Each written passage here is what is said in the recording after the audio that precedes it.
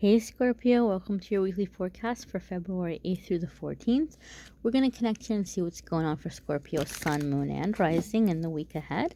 Now, my darlings, if you happen to stumble upon this video outside of the time frame I just mentioned, don't you worry your pretty little head. You came here whenever you are meant to come here, whenever it aligned with when the messages are right for you. Keep in mind this is a general reading. Not every single message will resonate, but take what does.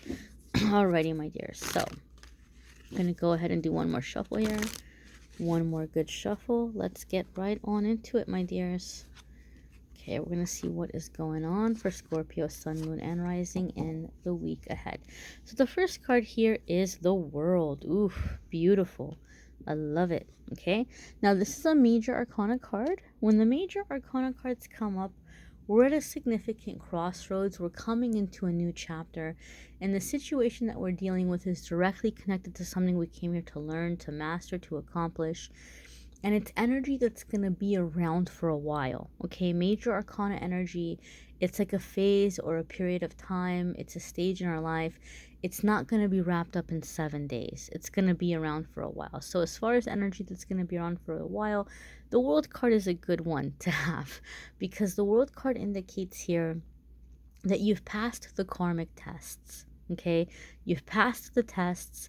You've done the right thing. You've made the right decisions. You've broken free from whatever you were meant to break free from. And now is the time for your freedom, to be seen, to be appreciated, to receive love, to receive praise. There can also be an element of travel with this card, like being seen, traveling, putting yourself out there. And there's a beautiful energy that comes with the World card that I've seen, where there's this feeling and this sense of feeling comfortable in your own skin, feeling confident about yourself. So many of you maybe have been going through a long cycle, a long period of hermit mode, and this is the time, this is the shift where hermit mode is ending. Okay, and you're going to be interacting with others and being seen by others, okay, and putting yourself out there. I also not indicate, but I also sense and feel for many of you that there's a sense or a feeling here of like being released from burdens and obligations, right? Like as I'm looking at the card and it's like she's floating, right? I feel like a lot of you are just coming into this lighter energy where you're releasing yourself from any kind of blame, any kind of unnecessary or unreasonable expectations that other people have had of you or have put on you. You're not doing it anymore. You're not carrying it. You're not taking it on your shoulders. I also feel, Scorpio, that some of you for a very long time have felt very clumsy or very awkward. Maybe you kind of grew up feeling clumsy or awkward, or people kind of made you feel kind of like weird. And when I say awkward, like I mean physically awkward. Like maybe you've always kind of like felt weird about how you walk, or you felt weird about your posture, or you felt weird about like how you moved, or your coordination, or maybe you didn't see yourself as like very athletic or very graceful, or people made you feel like you were very kind of like rough and rugged. And or if you're my personal favorite, right, like for those of us who are female or who identify as female, like oh, you're not girly enough, or you're such a tomboy, or like whatever, like these kinds of things. So but I feel like regardless of whatever your gender is or whatever you identify as, you're coming into a sense of feeling very graceful, like feeling very graceful in your movements. That feeling of awkwardness is gone. Like you're moving forward with ease, with confidence, right? You're standing up straight. You don't feel weird about looking people in the eye or looking people in the face or anything like that. Like you're in this very graceful movement, this flow, like this. Physically you're flowing. I feel like the way that you're moving, your body language, your mannerisms, the way that you move is changing, which is interesting because I don't think I've ever gotten that vibe from the World card before, but for some reason I'm getting that vibe for you guys. Okay, your next card here is the Three of Swords, right? So how is this? How is it that we're going from the World card to the Three of Swords? If the world is so happy and the Three of Swords indicates sadness and pain, well, my dears, those of you that watch my videos, you already know what this is, and this is coming in as confirmation for many of you. Anytime we're about to have a really big success, or anytime that we're about to have a really big blessing come our way, God, universe, spirit has a way of weeding out from our life the people and the situations that are not meant for us. Okay? And so sometimes this could be a truth being revealed that you didn't know about. Like you've been very loyal to somebody, and or there's like certain people that you think, oh my gosh, you know what, when I make it big, or when I get my break, or when I'm successful, I'm gonna do this or do that. I'm gonna buy my parents a house. I'm gonna get this person a car. I'm gonna do this or do this for that person. And so the Three of Swords is telling me something is happening, something is coming up, where you're realizing or you're seeing that you're ready to make sacrifices for certain people that are not ready or willing to make sacrifices for you.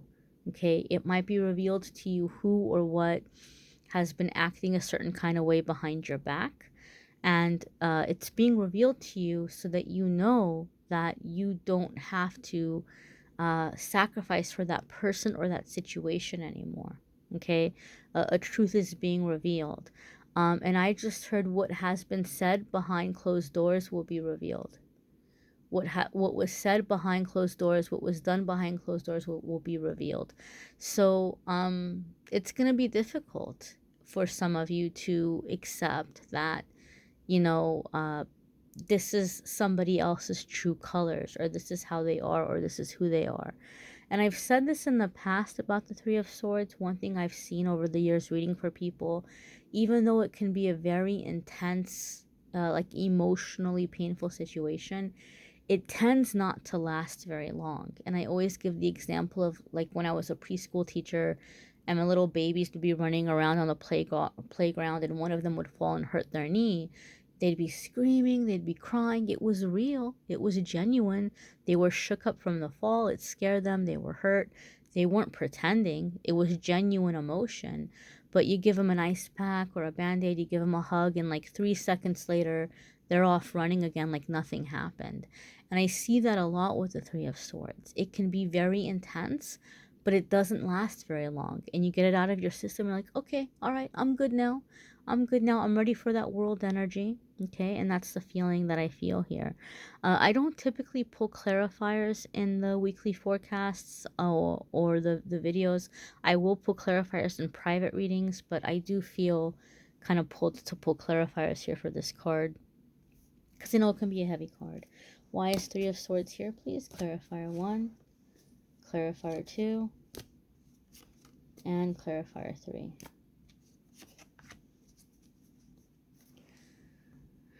So clarifier 1 is the Lovers.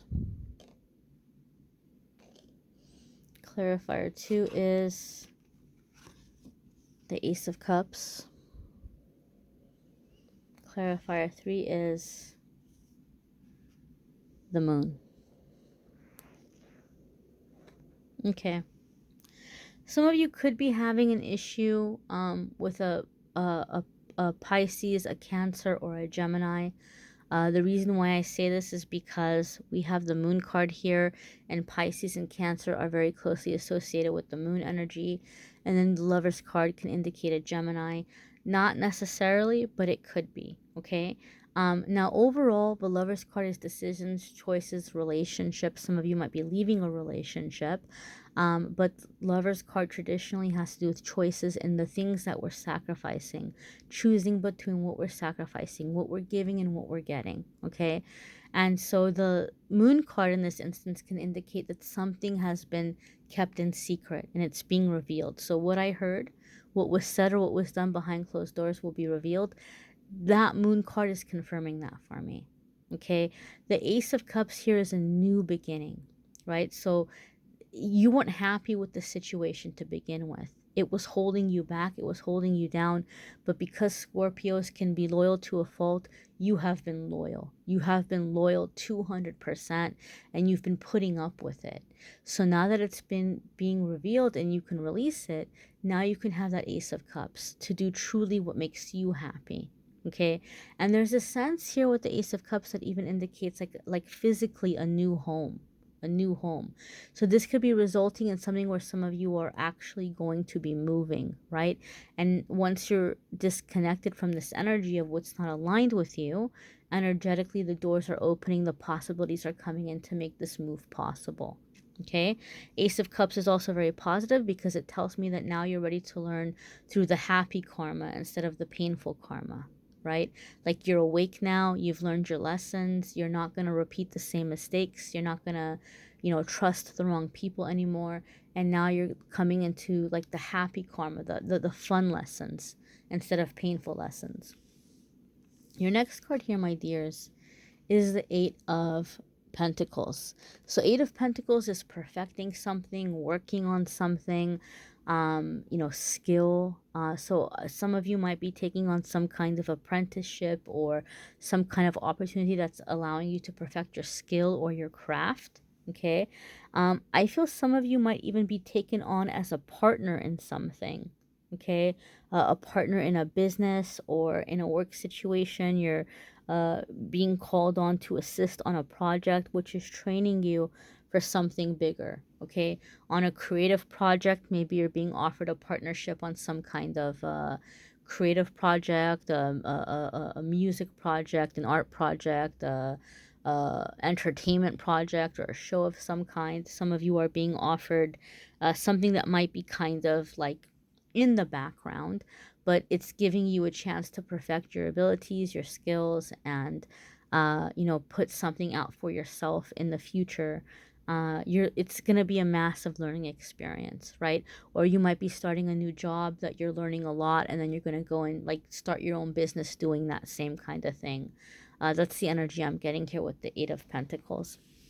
Eight of Pentacles just says, remember to take breaks. Don't work yourself ragged. Perfect it, but don't work yourself ragged. Here we have Page of Cups. Page of Cups can indicate here situations or things dealing with children because pages oftentimes are seen as kids. However, in my readings, a lot of the times Page of Cups comes up when somebody is experiencing the heart chakra opening up a bit more. And so emotionally, we can be a little bit sensitive. We might cry a little bit more easily, or we might be in our emotions. And you might also see when you're in this heart chakra opening that you're beginning to receive opportunities. You're beginning to receive things that you've been wanting to manifest, and you might feel very tired. So this says, take an easy approach, take a playful approach, remember to rest, but above all else, make sure that you don't allow when you get overwhelmed to cause you to just kind of shut the door and shut down and push everything away. You are coming into a time of manifesting and receiving. And sometimes receiving can feel very overwhelming, especially if you've been stuck for a long time. But if you do get overwhelmed, just take a break, just rest, maybe take a nap, pray, meditate, exercise, go for a walk, listen to music, watch a movie, whatever you need to do to just kind of shift the heavy energy for a little bit or the intense energy for a little bit, and then come back to it. Okay, because you're coming into really, really, really, I just feel higher level of career, higher level of living circumstances, quality of life, and you're going to be meeting a lot of new people. And a lot of you are going to feel very intimidated by the people that you're around because you're seeing them as very successful or very talented. And you're like, how in the heck am I here now around these people? Why am I, working with them? Or why are they, trying to hang out with me or talk to me? Because that's who you are. You're on that level now. Okay.